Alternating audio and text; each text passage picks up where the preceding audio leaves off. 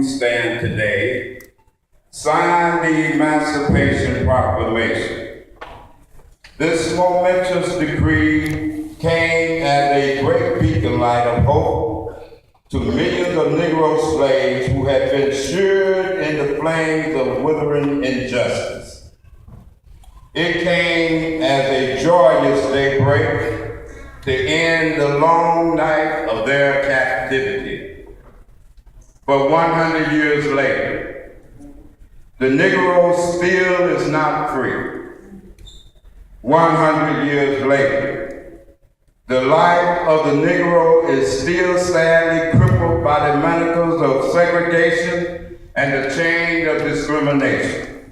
100 years later, the Negro lives on a lonely island of poverty in the midst of a vast ocean of material prosperity. 100 years later, the Negro is still languishing in the corners of American society and finds himself in exile in his own land. And so, we have come here today to dramatize a shameful condition.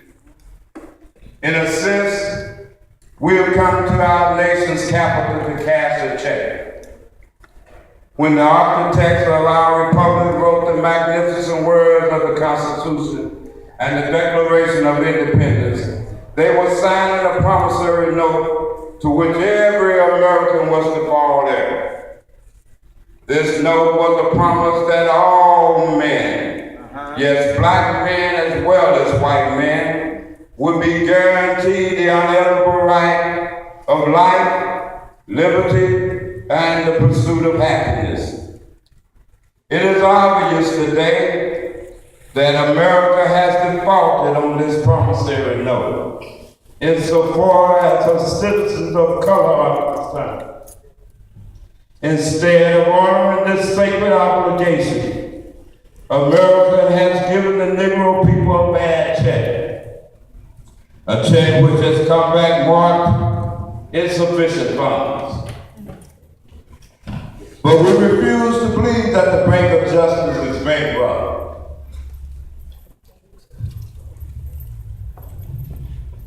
We refuse to believe that there are insufficient funds in the great vaults of opportunity of this nation. And so we have come to cash this check. A check that would give us upon demand the riches of freedom and the security of justice. We have also come to this hollow spot to remind America of the fierce urgency of now. This is no time to engage in the luxury of cooling off or to take the tranquilizing drug of gradualism. Now is the time to make real the promise of democracy. Now is the time to rise from the dark and desolate valley of segregation to the sunlit path of racial justice. Now is the time to lift our nation from the quicksand of racial injustice to the solid rock of brotherhood. Now is the time to make justice a reality for all God's children.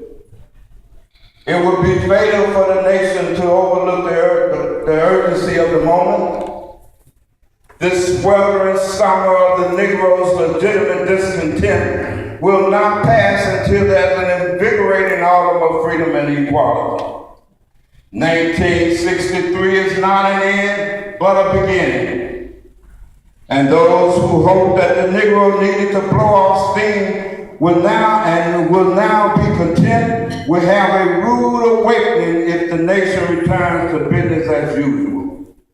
And there will be neither rest nor tranquility in America until the Negro is granted his citizenship rights. The whirlwinds of revolt will continue to shake the foundations of our nation until the bright day of justice emerges. But there's something I must say to my people who stand on the warm threshold which leads into the palace of justice. In the process of gaining our rightful place, we must not be guilty of wrongful deeds. Let us not seek to satisfy our thirst for freedom by drinking from the cup of bitterness and hatred. We must forever conduct our struggle on the high planes of dignity and discipline. We must not allow our creative protest to degenerate into physical violence. Again and again, we must rise to the majestic heights of meeting physical force with soul force. The marvelous new militancy which has engulfed the Negro community must not lead us to distrust all white people. For many of our white brothers, as evidence of their presence here today, have come to realize that their destiny is tied up with our destiny. And they have come to realize that their freedom is inextricably bound to our freedom. We cannot walk alone. And as we walk, we must make the pledge that we shall always march ahead. We cannot turn back. There are those who are asking the devotees of the civil rights, when will you be satisfied? We can never be satisfied as long as the Negro is a victim of the unspeakable horrors of police brutality. We can never be satisfied as long as our bodies, heavy with the fatigue of travel, cannot gain lodging in the motels of the highways and the hotels of the city. We cannot be satisfied as long as the Negro's basic mobility is from a smaller ghetto to a larger one. We can never be satisfied as long as our children are stripped of their selfhood and robbed of their dignity by signs stated for whites only. We cannot be satisfied as long as a Negro in Mississippi cannot vote and a Negro in New York believes he has nothing for which to vote. No, we are not satisfied. And we will not be satisfied until justice rolls down like water and righteousness like a mighty stream. I am not unmindful that some of you have come here out of great trials and tribulation. Some of you have come fresh from narrow jail cells, and some of you have come from areas where your quest for freedom left you battered by the storms of persecution and staggered by the winds of police brutality. You have been the veterans of creative suffering. Continue to work with the faith that unearned suffering is redempted. Go back to Mississippi. Go back to Alabama. Go back to South Carolina. Go back to Georgia. Go back to Louisiana. Go back to the slums and ghettos of our northern cities, knowing that somehow this situation can and will be changed. Let us not wallow in the valley of despair, I say to you today, my friends. And so even though we face the difficulties of today and tomorrow, I still have a dream. Yes. It is a dream deeply rooted in the American dream. I have a dream that one day this nation will rise up and live out the true meaning of its creed. We hold these truths to be self-evident, that all men are created equal. I have a dream that one day, on the red hills of Georgia, the sons of former slaves and the sons of former slave owners will be able to sit down together at the table of brotherhood.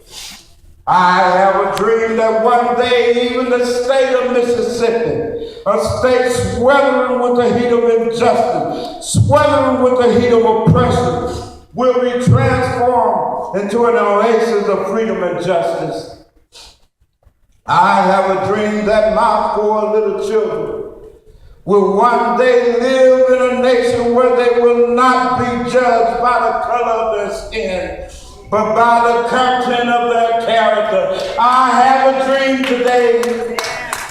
I have a dream that one day, down in Alabama, with its vicious racists, with its governor having his lips dripping with the words of interposition and nullification, one day right there in Alabama, little black boys and black girls will be able to join hands with little white boys and white girls and sisters and brothers. I have a dream today.